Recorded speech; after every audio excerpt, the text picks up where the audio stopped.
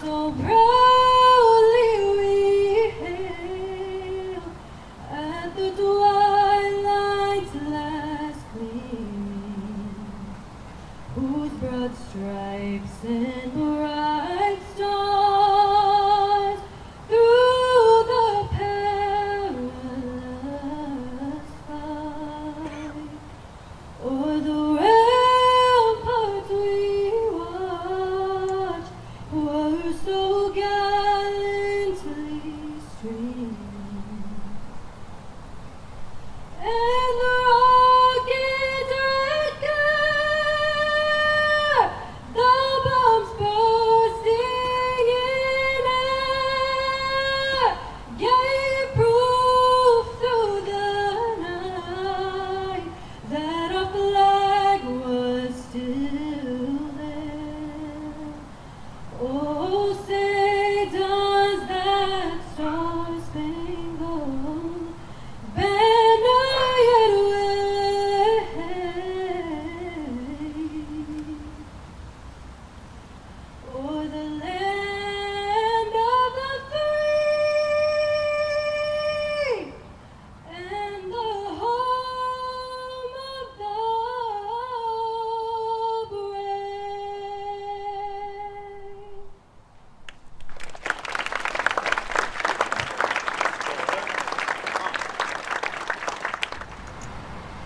Creator of the universe, we pray to never forget the day of September 11, 2001. We pray for the families that lost their loved ones due to the terrorist attack upon the United States of America.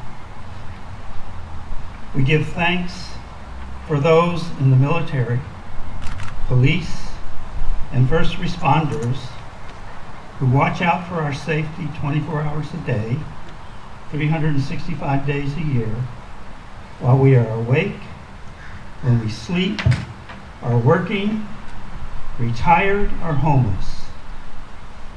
May we never forget the 2,996 lives who perished in the terrorist attack. May we always remember our freedom is special and fragile. May peace be upon you, upon your families, and blessings to those who watch over and support us. Amen. Ladies and gentlemen, I would like to introduce you to our Master of Ceremony for today's program, coming to us from Travis Air Force Base with a very impressive record spanning 15 years of military service thus far, achieving the rank of Master Sergeant before earning her commission as a second lieutenant, where she currently serves as the executive officer for the Maintenance Group Commander. Please welcome Lieutenant DJ Pereira.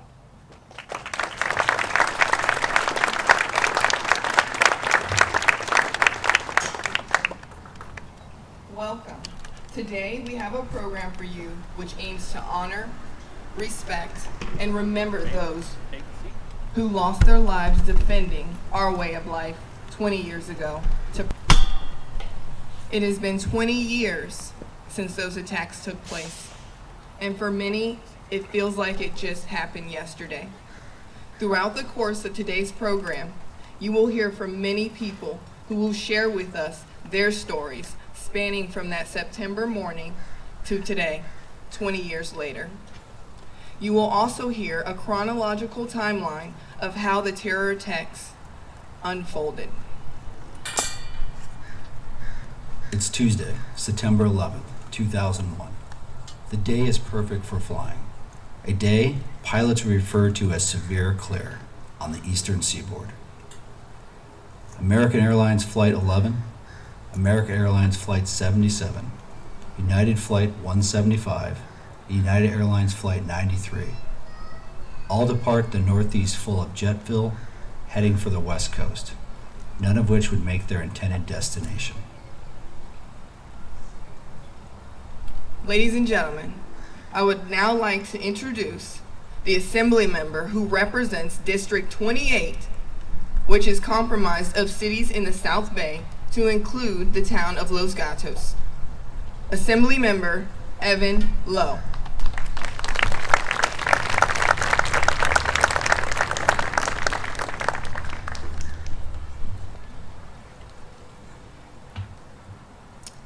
Good afternoon. It's wonderful to see everyone here today and in person. I have the privilege of working for each and every one of you representing this district, Assembly District 28, and all of the town of Los Gatos. Senator Cortese and I just came from Sacramento, and on our way, passing through and going down, as we pass Travis Air Force Base, we reflect on this day and the importance of our commitment to each other and what binds us together. And let us be reminded that as we are gathered here today to reflect and remember the sacrifices of so many, let us also reaffirm our commitment to each other with deep empathy and with deep grace. If you have an opportunity and you see a stranger, know that they are not a stranger. They are your neighbor. Introduce yourself. Say hello. This is our community. So let us reaffirm our commitment to each other's shared success, and also be reminded that we have wonderful public servants. Chief Bowden, and to so many of those working in public service, thank you for all that you do. Waking up each and every day to make that sacrifice of yourselves for your neighbors, not strangers, for our neighbors. To our illustrious Mayor Sayok and also the Town Council, thank you also for helping to ensure that during this pandemic, our communities are staying safe. To our Supervisor Wasserman, to our Senator Cortese, and to all of us, let us reflect on this moment and ensure that we are stronger together. On behalf of the state of California, I join Senator Cortese in joining in this remembrance and also to reflect on this time. Thank you very much.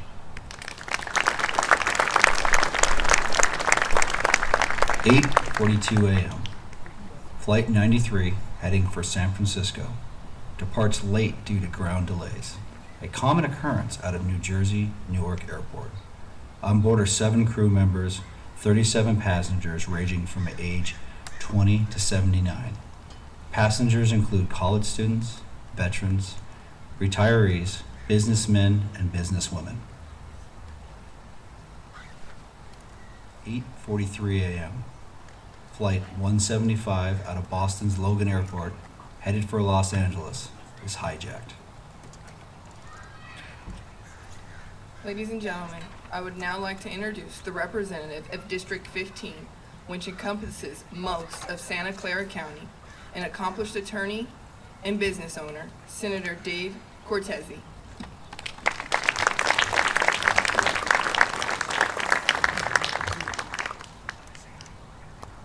Thank you. Thank you particularly for being here. I know that remembrance has been with us all over each and every year of the last 20 years, but there's been something about this 20th anniversary that I think has brought this all back to us in a very deep way, especially all of us, I suppose, other than the young children, who remember exactly where we were, what we were doing, and for those of us in public service at that time, the almost immediate protocols, even here in California, that and precautions and emergency circumstances that people went into at that time. I am extremely pleased to be back from Sacramento. As Assemblymember Lowe just said, I don't know that anyone cares much how we feel, but it feels really good to be back here with real people. And it feels good to see your mayor once again, to see my former colleague and good friend, President of the Board of Supervisors, Mike Wasserman, and all the other officials and dignitaries here. I have to thank Jim Free, who's always part of the event, for letting me know that it's time to be here once again. Thank you for that. I'm going to be brief because what I brought here today, I'm going to ask Assemblymember Lowe to come back up here and help me present. This resolution, adopted in both houses of the legislature, the California resolution on the 20th anniversary of September 11th, was a very profound moment this past week. on the floor of our respective houses.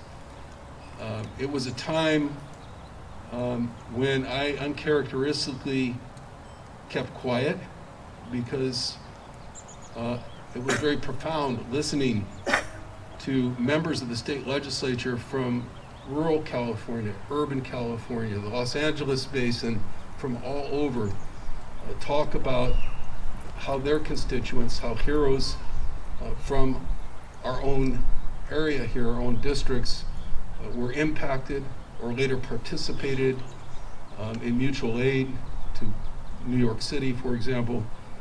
It was a very profound time in our legislature just to listen and to be present once again, to that deep pain, but also that deep pride in the United States of America that we all feel.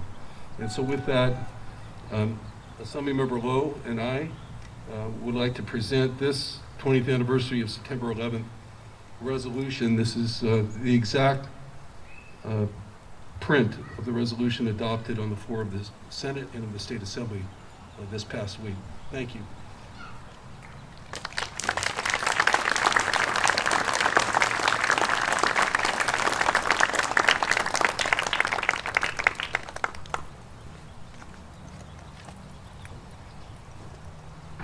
"8:46 a.m. Flight 11 crashes into the World Trade Center North Tower. All on board Flight 11 and an unknown number of people in the building are killed on impact. 8:52 a.m. Flight 77, originating from Washington's Dulles Airport, headed for Los Angeles, is hijacked. 9:03 a.m. Flight 175 crashes into the World Trade Center South Tower. All on board Flight 175 and an unknown number in the building are killed on impact. 9:25 a.m. Flight 93, level at 35,000 feet, has a routine conversation with the air traffic control. I would now like to introduce two representatives of the Disaster Aid Response Team.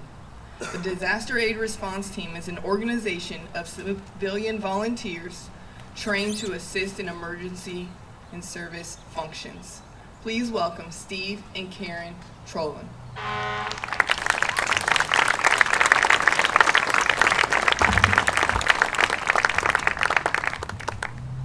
Good afternoon.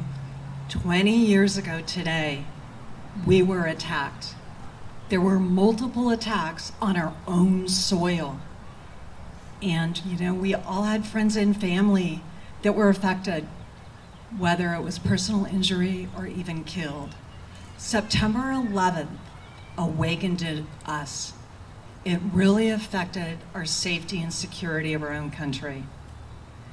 As that shattered our hopes and a feel of safety, we also saw an unbelievable amount of bravery and selflessness. Our country came together. I've never seen that in my own lifetime. Today, we are faced with another sense of insecurity and unknown. COVID, again, has shattered that sense of security. On top of that, we are being faced locally with fires, they're still ongoing, as well as the threat of an earthquake. We really don't know what the next disaster may be. However, we have the benefit of knowing that we have local professionals as well as volunteers that are ready to act when things go awry. And again, we're so lucky to have in our own community the great fire and police departments that are already trained, and we have volunteers that are consistently training. Steve and I have had the benefit of being part of the Los Gatos Montessorino Disaster Aid Response Team for over 20 years. You may have seen us out there with events or the local parade, search and rescue, or even disasters that we've had in the past. We are here continuing to train, to improve, to be ready to support the police department in any way they may need us. And to keep in our wonderful community, we're constantly looking at what else can we do. And so I'm really pleased to say we're adding a drone team. And so again, whatever the Los Gatos Disaster Aid Response Team can do for you, we're here. And so if you want to be involved and support this great community, think about using your skills or learning new skills. The Disaster Aid Response Team, DART, does a lot of training, whether it's first aid, whether it's search and rescue, whether it's rope rescue. We're here to learn and improve. And at the end of the day, it's all about support and coming together as a community. So I want to thank you for giving us the opportunity to reach out to you today and allowing us to be a part of such a great community. I want to give you all a great big hand. You should be giving yourselves a hand for all that you do for our great community. I've been around California and we don't have a better community. So let's give yourselves a big hand, and I want to thank you.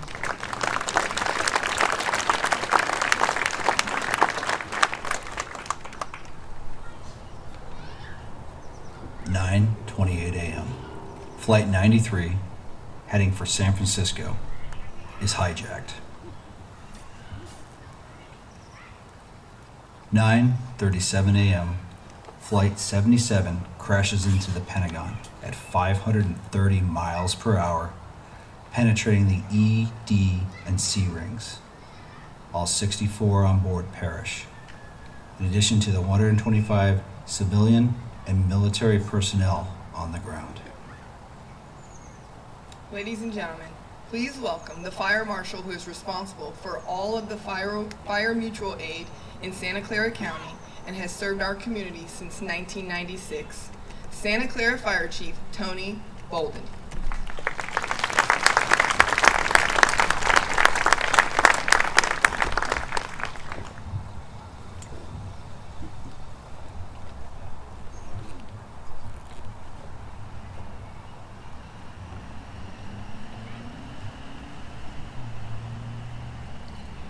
Good afternoon.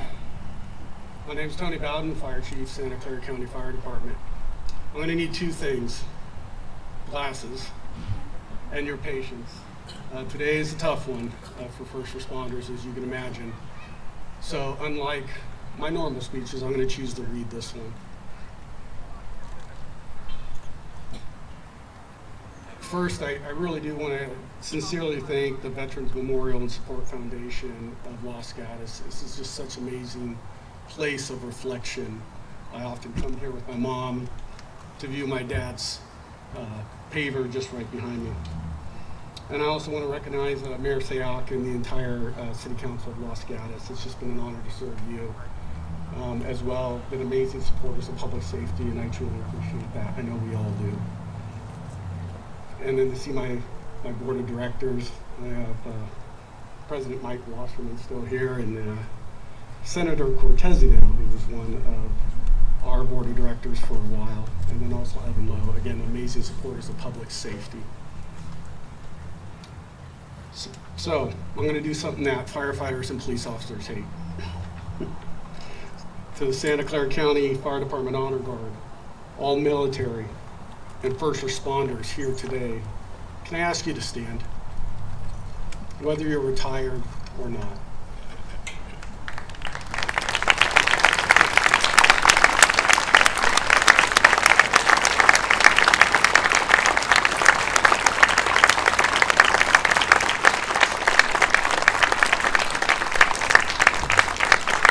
And I want to speak directly to all of you because you've chosen a life of service to others. There is no greater or nobler profession in my mind.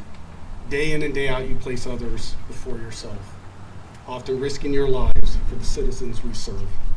I sincerely thank you for your service. Today, I've been asked to briefly share a first responder's perspective and give some insight into the response from first responders on September 11th. You know, as first responders, our instinct is to immediately deploy and help wherever the need is, no matter what the call. But for most of us on that day, we just couldn't get there. The full breadth of this terrorist attack was not yet known. We didn't know if there was going to be another attack somewhere else in the country, or even worse, if our city was next. While we watched with the rest of the world, we all gasped in the fire station. I was a pretty young firefighter then. I still think I'm young, but I was a pretty young firefighter then. And we all gasped in the fire station as we watched World Trade Center Tower 2 collapse at 9:59 a.m. Less than an hour after being struck.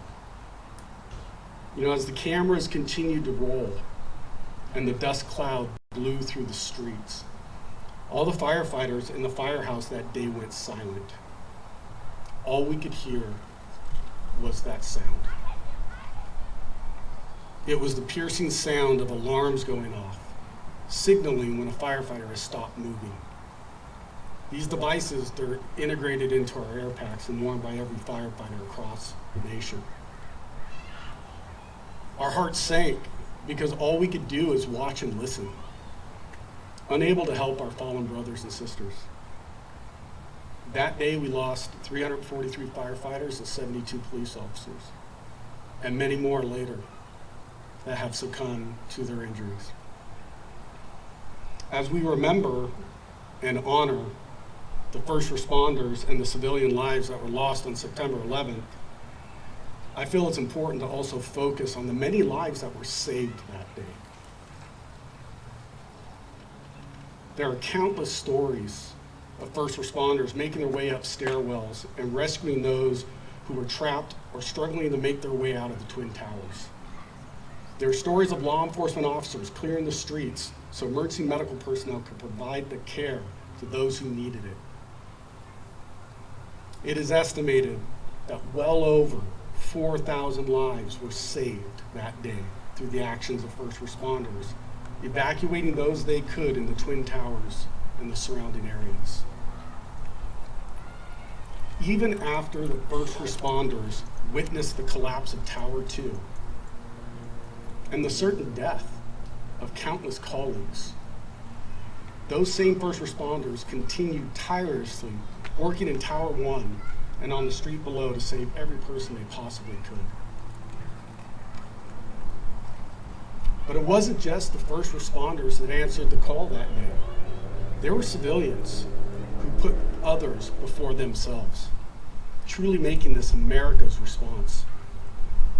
In Flight 93, at least 4 passengers, Todd Beamer, Mark Bingham, Tom Burnett, and Jeremy Blick, decided to fight back in an effort to keep the plane they were on from becoming yet another destructive missile by launching a food cart at the locked cockpit door.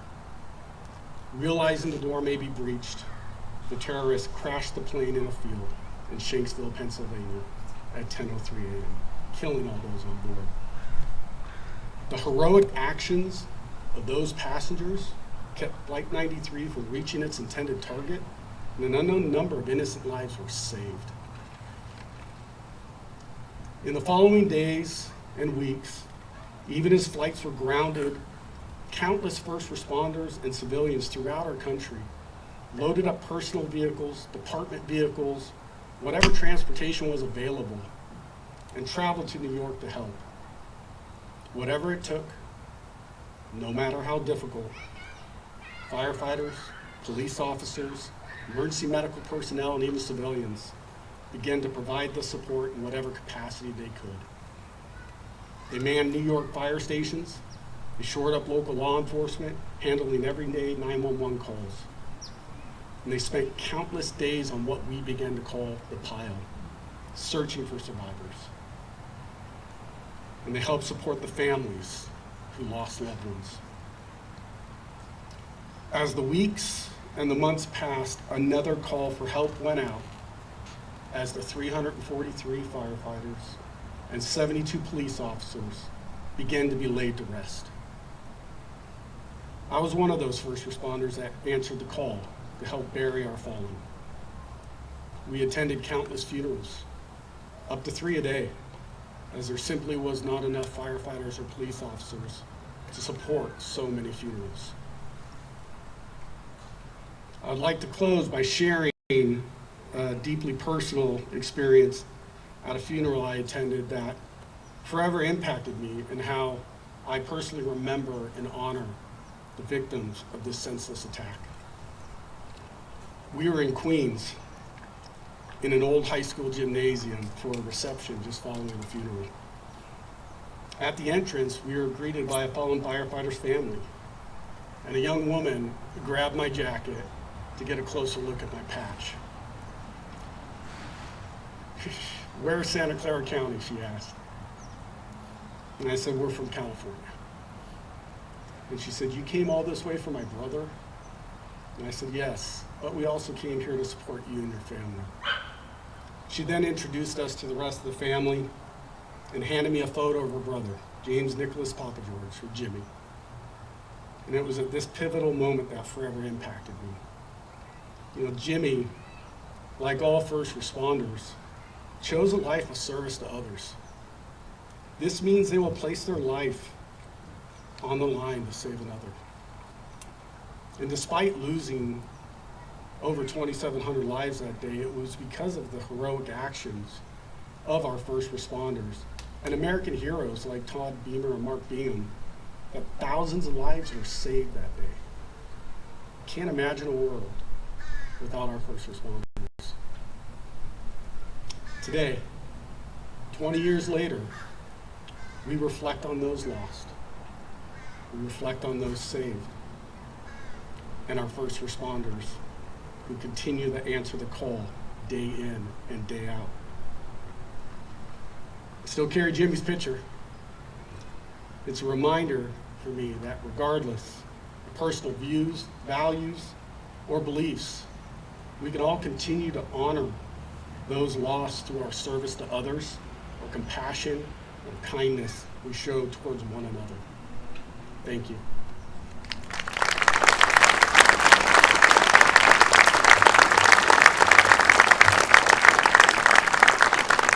(9:38 a.m.) Multiple passengers aboard Flight 93, to include Mark Bingham and Todd Beamer, start placing calls and learn of attack at the World Trade Center. From 9:39 a.m. to 9:55 a.m., after learning of the other attacks, passengers aboard Flight 93 devise a plan to take back control of their aircraft, arming themselves with whatever they can find to utilize as weapons. 9:55 a.m., the GTE airphone operator, who has been on the line with the passenger Todd Beamer, overhears Todd ask 3 other passengers, including Mark Bingham, "Are you guys ready?" She doesn't hear their response, but she hears Todd's 3 last words. "Okay, let's roll." I would like to introduce a United States Air Force Lieutenant Colonel who is the 312th Airlift Squadron Commander operating the C-5M, the largest aircraft in the United States military, and a United Airlines pilot. Please welcome Lieutenant Colonel Walker Pierce Percy.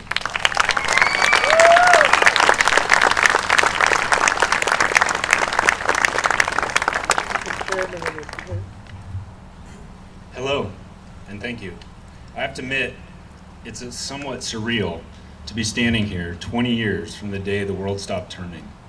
I mean, here I am, standing in front of a bunch of people from my community wearing a United States Air Force uniform with 20 years of service under my belt. It's hard to believe because it feels like just yesterday I was down under those redwood trees on the front lawn of Los Gatos High School, daydreaming about going to the Air Force Academy and becoming a United States Air Force pilot. But I guess you could say the daydream came true. Well, maybe not completely true, because I think in that dream there was once a fighter between force and pilot. But we'll get to that in a minute. So I graduated the Air Force Academy in May of 2001, fired up, and was scheduled to attend pilot training in April of 2002. So in the interim, I became what they call a casual lieutenant, working as a lab technician in the civil engineering department, the same department from which I had earned my degree.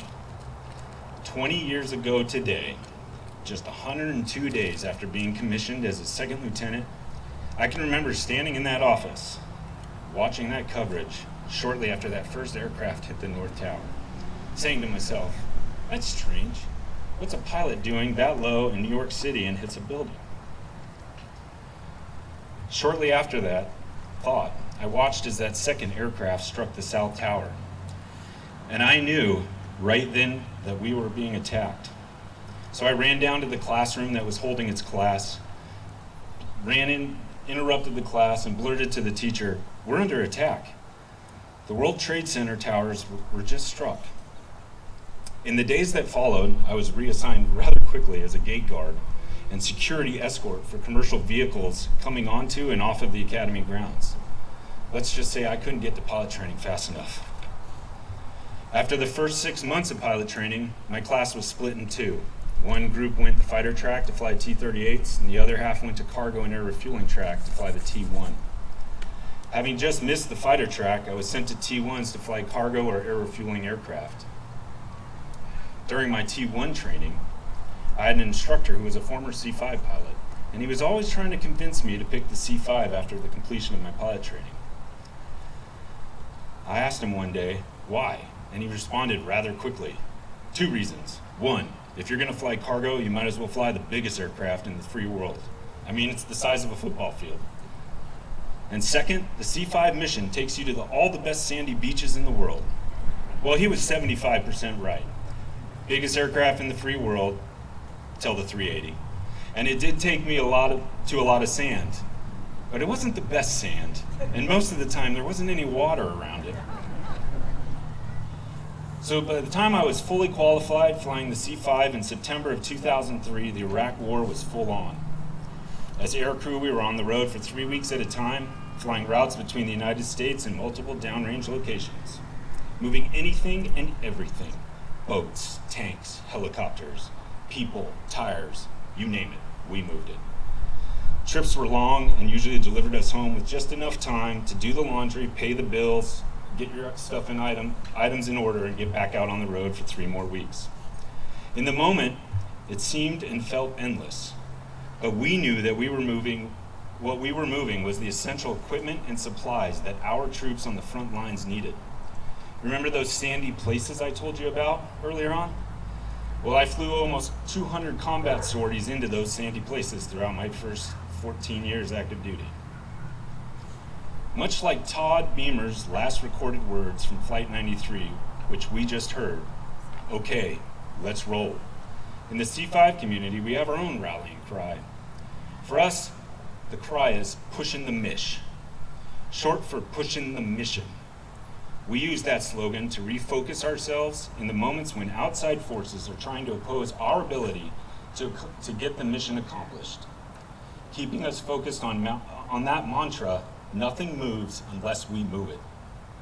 I flew the C-5 for 9 years before taking on a new mission as a KC-135 pilot, delivering fuel to other aircraft in flight, just mere 50 feet away. This aircraft found me yet again in the desert. However, this time I was circling above endlessly, transferring gas to the aircraft that were protecting and saving the lives of our troops on the ground. I executed this mission for 3 years before leaving active duty and heading back to the C-5 community, but now just as a part-timer who is ready at a moment's notice to go full-time if called upon. I was back and forth on which uniform to wear today. Should I wear my dress blues with all my ribbons and medals and shiny hardware proving that I did something over the last 20 years? Or my flight suit? Less formal, but a whole lot comfier. Well, obviously I went with the flight suit. But it wasn't for the comfort, it was to make a few points. First, this is the uniform that I've worn for the last 20 years, defending our way of life and extending the hope of freedom out into the dark places of this world. For 20 years, I've had the honor and the privilege to wear the uniform and do my part in the military to provide airlift and air refueling capabilities to support my fellow services, both on the ground and in the air. Second, you may notice that I wear 4 patches, each of them to remind me of who I represent and what I stand for. The first patch, my name tag, which obviously represents me. But it also reminds me of my specific mission within my team, my Air Force pilot wings, and my current command role. The second patch, which I wear on my right arm, represents my squadron, a team currently comprised of 165 members who are cargo-moving machines. The third patch I wear on my right side represents the Air Force Reserves and reminds me that my squadron and I are a part of a bigger team that provides ready forces to fly, fight, and win. And the fourth patch, which is the good old stars and stripes, the American flag. I wear this so that wherever I am, the world has hope of freedom. And it exists to remind me that I am part of the greatest team in the world. And 20 years ago, that team really came together to support itself and get through a most horrific attack on our way of life. It seems recently we've gotten a bit off track, and some of us have forgotten that we're all on the same team, and we have forgotten the blood, sweat, tears, and sacrifice it has taken to build this team. Today is about remembering that 20 years ago, a bunch of heroes stood up out of their seats and took action to protect our team, the United States of America.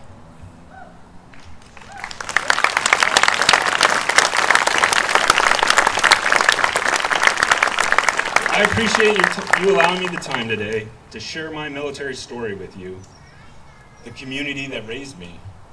I have to say, we must be doing something right around here, because all you have to do is look at the plaque at that end of the memorial with Todd and Mark, the pavers along this walkway all the way to the bell, and the plaques we're about to unveil just a bit on the other side of this wall to realize this town has some grit, and it continues to be a community that will do what it takes to stand up and be counted and take a stand against the evil in the world.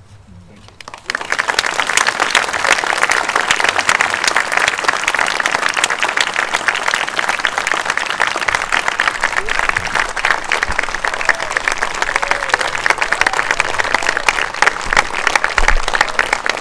10 a.m., as the arrows of Flight 93 fight and force their way into the cockpit, the hijackers attempt to throttle their efforts by aggressively rocking the aircraft and pitching the nose violently up and down.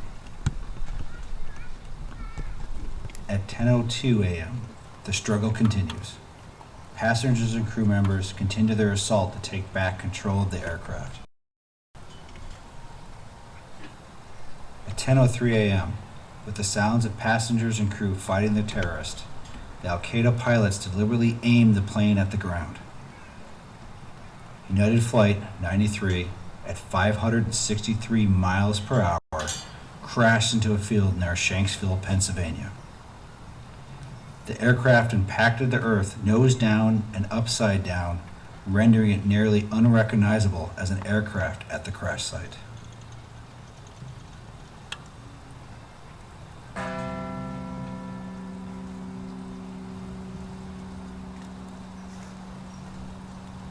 Ladies and gentlemen, Lieutenant Colonel Walker Pierce Percy will lay flowers in honor of our 9/11 hometown heroes, Mark Bingham and Todd Beamer.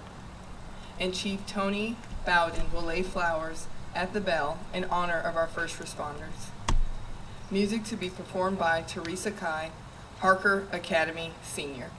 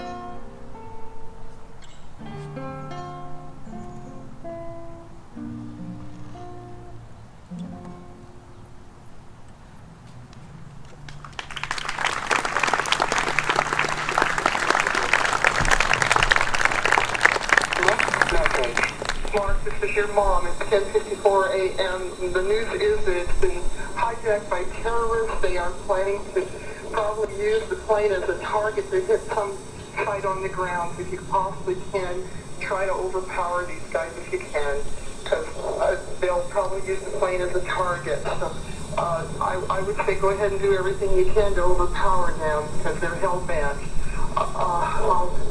Try to call me back if you can.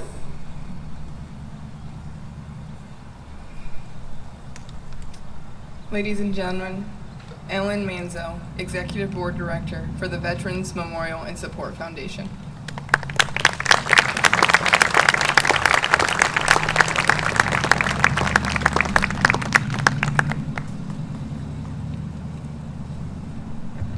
Good afternoon.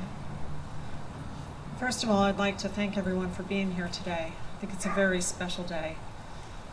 I'd also like to thank the Town Council for Los Gatos for allowing us to host this event today, and more importantly, to allow us to host this beautiful memorial, a sacred place with the Flame of Liberty Memorial, honoring our veterans, our first responders, and our 2 local 9/11 heroes.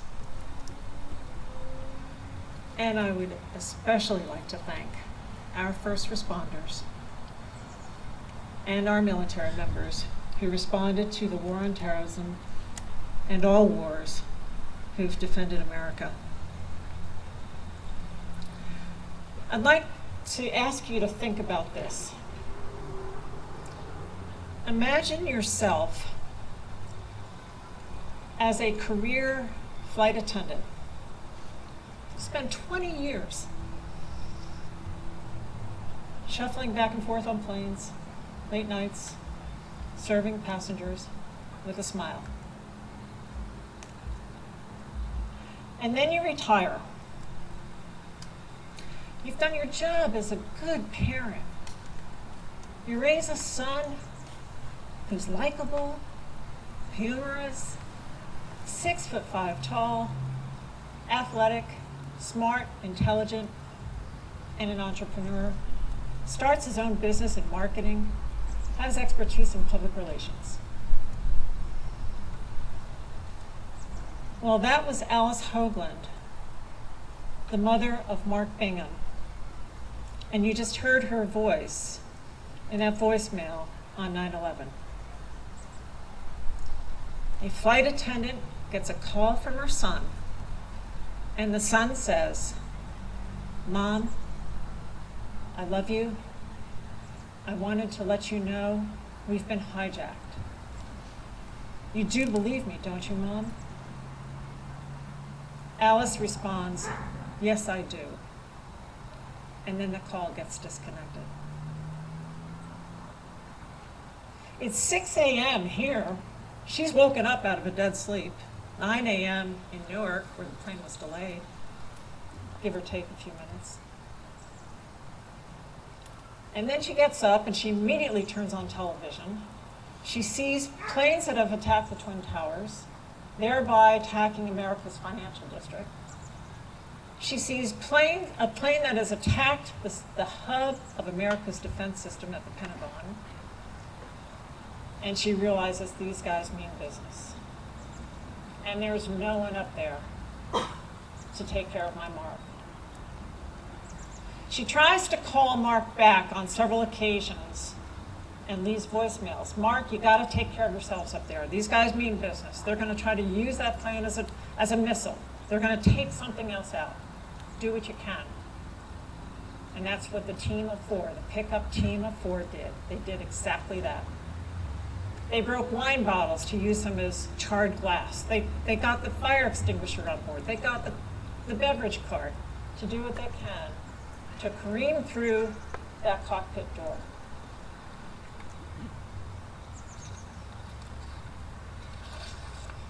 Two years ago, Alice Hoagland stood on this stage at our memorial dedication for the Flame of Liberty. And I think it takes a unique parent to view the silver lining of the actions of a son killed as a result of a terrorist attack.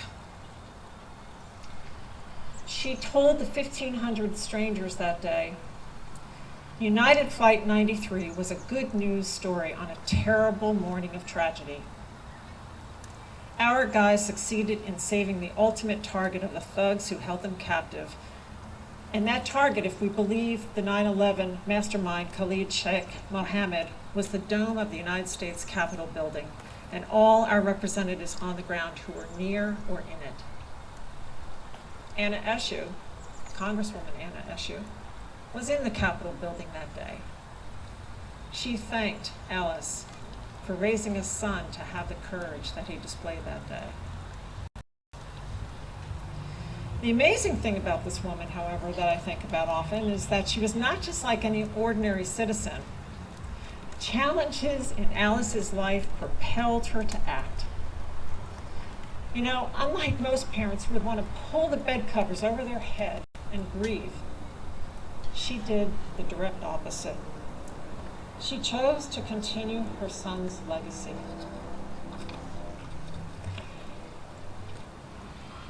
Looking back, I had the opportunity to, as did the board and the committee of the Veterans Foundation, get to know Alice.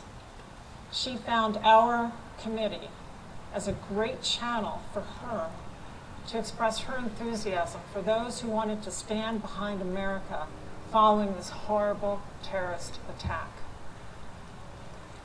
And as a result, one day I got an opportunity to set up an interview for her with the press.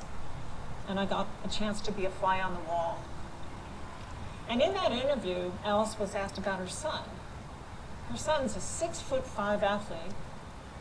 Her son was also gay. And the interviewer, the reporter, asked her, you know, what was it like learning that your son was gay? How did he tell you? And so Alice shared that story. She said, you know, I went up to see Mark. He was at Berkeley. And we decided to go out one day. And there was we were sitting on a park bench, and there was this beautiful sunset in the west. And as the sun was going down, Mark told me, he looked at me and he said, Mom, there was something I promised to tell you before the sun went down. And the sun was straight on in the west, and Alice admittedly opened her heart to her son. And she said, frankly, I was quiet. I just listened. I didn't know how to react after Mark told me. I was trying to get my head around the fact that my only son was gay. I didn't know what to do about that. I just needed time to process it. And process it she did. Alice saw her son, who used to fear about being terrorized sometimes because of his gender preference, take the bull by the horns, and he became very instrumental. He played here at Los Gatos High. That's where he first learned and enjoyed the sport of rugby. He took his interest in rugby to Berkeley and then went on as an adult. And he was an inaugural contributor of what's known as the San Francisco Fog Rugby Club. It's a club designed to reach out specifically to traditionally underrepresented athletes, be they individuals of color, female, different gender preferences. And Alice saw the bravery in her son to establish that. In fact, he wrote a letter to members of the FOG and he said, I finally feel like the two interests in my life, rugby and being gay, are now capable of having a home and reconciling. Over time, Alice became very involved in that. She became an LGBTQ advocate. And following the events of 9/11, the FOG decided to do something in Mark's honor, and they created the Bingham Cup. And sure enough, Alice was front and center, supporting the FOG.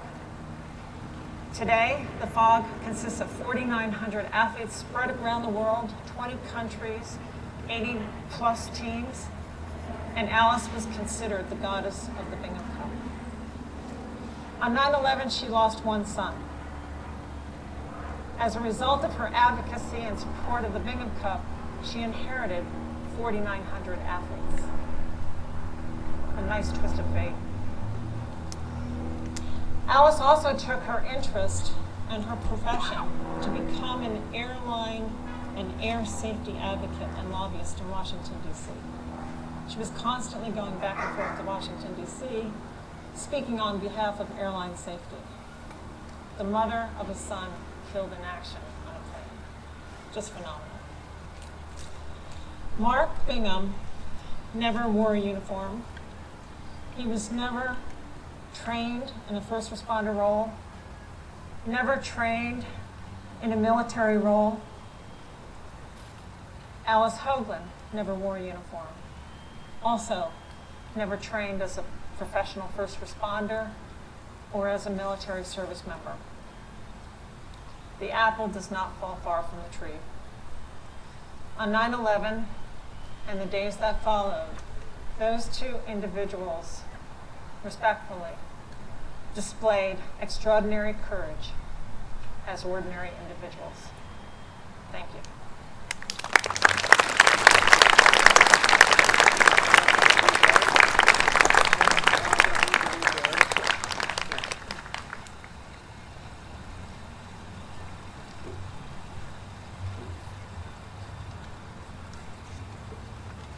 Ladies and gentlemen, Steve Leoridis, then mayor of the town of Los Gatos, when the Flame of Liberty was dedicated, will lay flowers in honor of Alice Hoagland, mother of Mark Bingham. Music to be accompanied by Teresa Kai. This will be followed by a moment of silence, a 21-gun salute by the American Legion Post 99, and the playing of taps.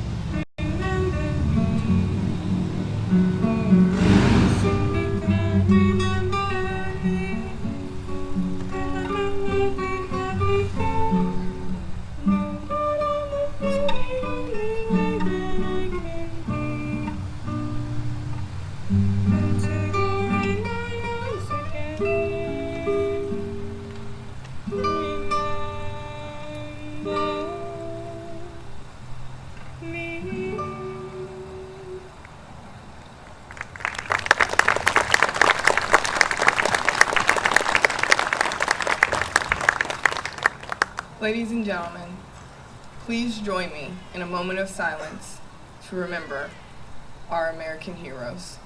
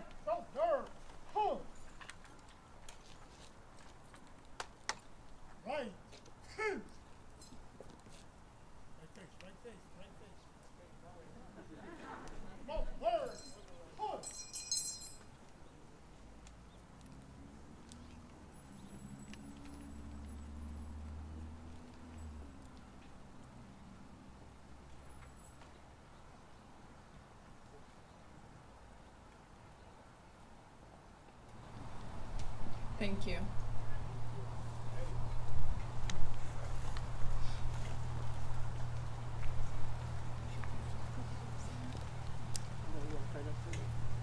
Now with the reading of the Flame of Liberty Artist Interpretation, two-time Mayor of Los Gatos and Foundation Board Member John Lochner.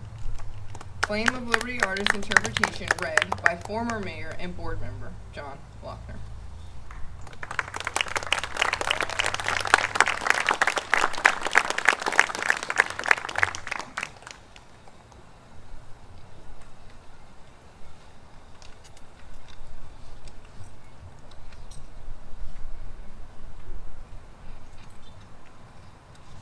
Thank you.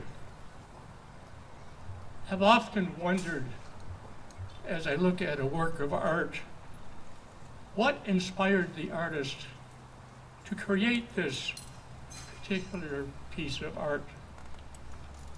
Just look at this Flame of Liberty. How did Frank Cussian Morris come up with this idea? He's done paintings of many famous people.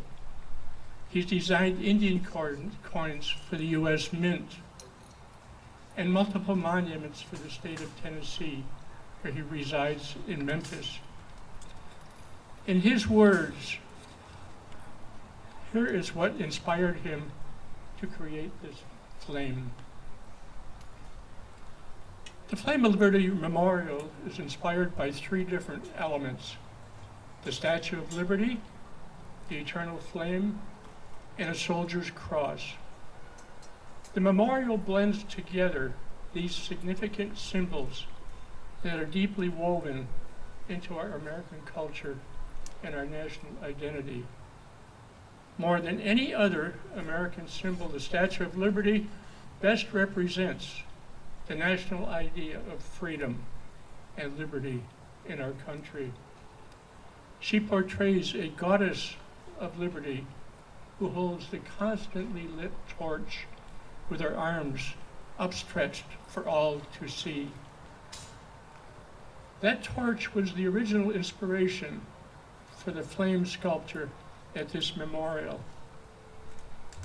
An eternal flame has been used throughout history to honor our heroes and keep their memory alive by the sheer presence of a flame that burns continuously throughout the day and the night.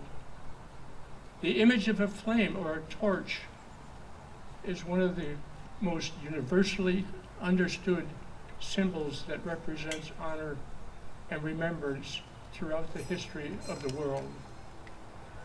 The soldier's cross began on the battlefields across time.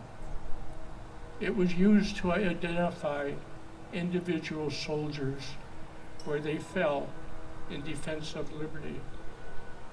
Over time, the countless act of driving the inverted rifle into the ground and placing the helmet on the top evolved into a ritual to honor and remember each individual who gave his life in service to our country. A sculpture of the soldier's cross sits quietly inside the flame and is the emotional center of the memorial for any person who has had a family member who served or sacrificed their life. The amber glass panels of the flame act as a veil between the living and those who served in the past. Finally, there is the dog tag, which hangs down from the soldier's cross.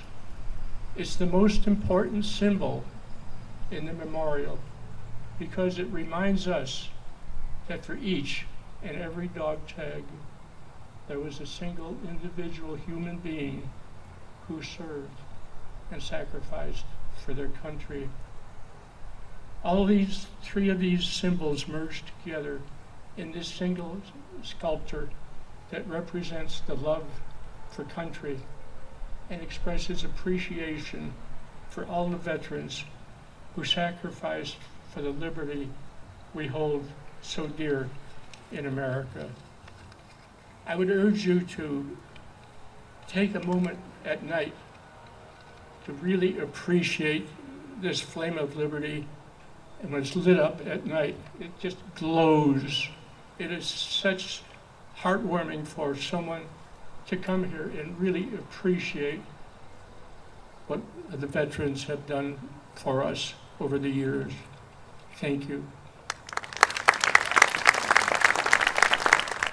Ladies and gentlemen, it is my honor to introduce Mayor of the Town of Los Gatos, a community advocate and current Executive Director of CASI, Counseling and Support Services for Youth. Please welcome Town of Los Gatos Mayor Mariko Sayak.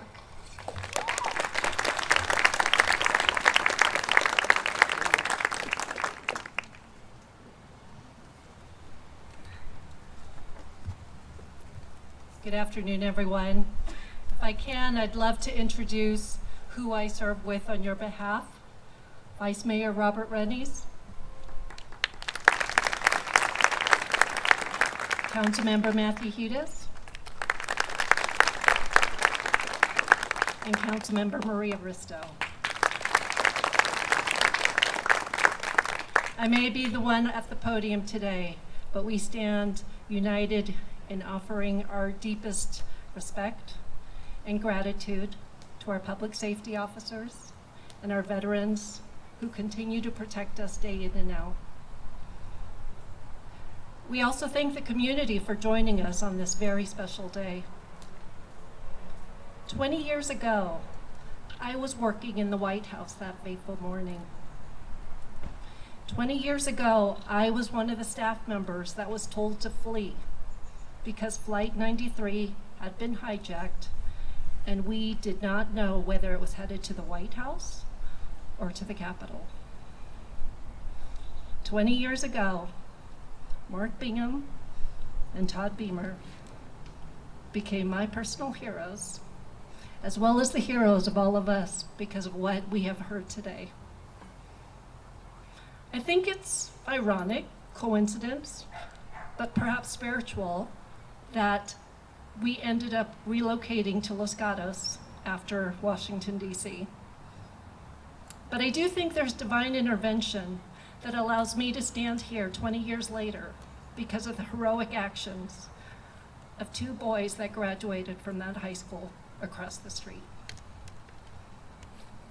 So the council and I stand to always hold this day in remembrance. But we also ask, today of all days, let's not only remember, but let's take that Los Gatos grit we heard about. Let's absorb that.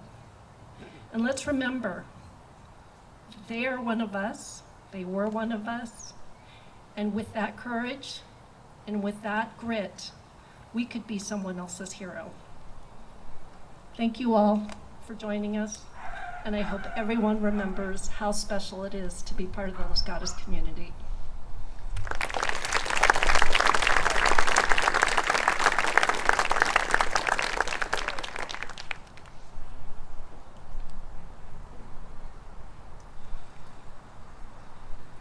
I would now like to introduce the current president of the Veterans Memorial Support Foundation, a champion of supporting all services, active duty, Guard, Reserve, and veterans. Please welcome Major General Kent Hillhouse, United States Army, retired.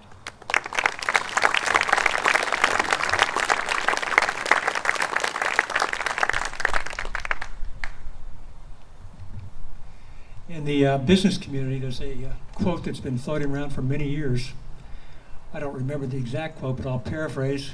If you want to hire somebody who'll get the job done, you pick out the busiest guy in town, and then you load up his plate with more work. Well, that person here today is Colonel Walker Pierce Piercy. He's on our board, he's a director, and he put this whole thing together. I'd like to congratulate him on a job well done.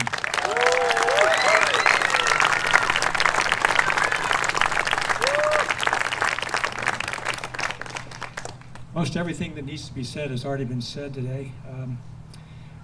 I believe we were attacked because we're a freedom-loving nation and we stand behind our ideals. We're here to honor all those 3,000 people who died on 9/11. Some were first responders, some were military, most were civilians.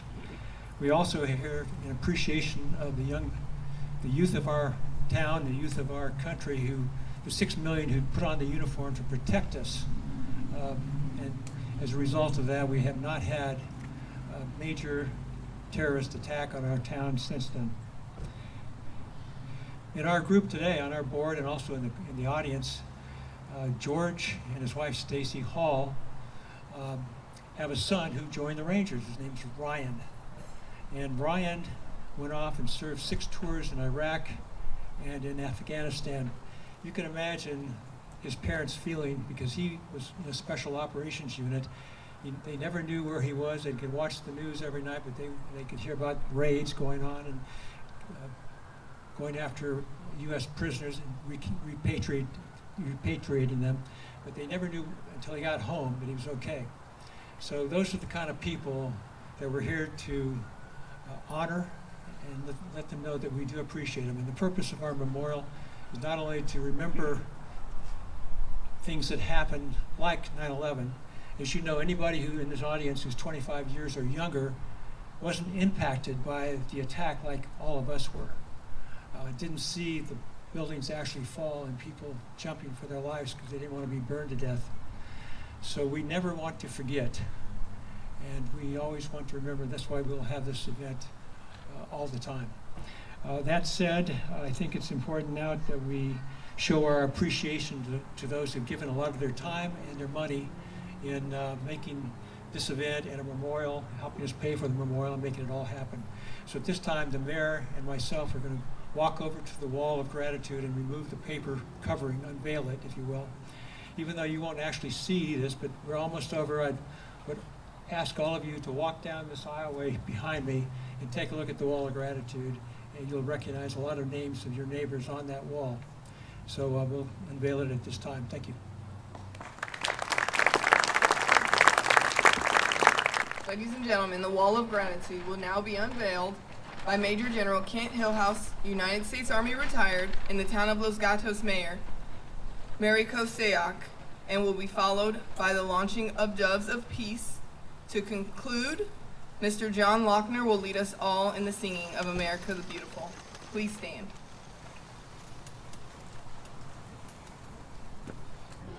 Oh, beautiful for spacious skies, for amber waves of grain, for purple mountain majesties above the fruited plain.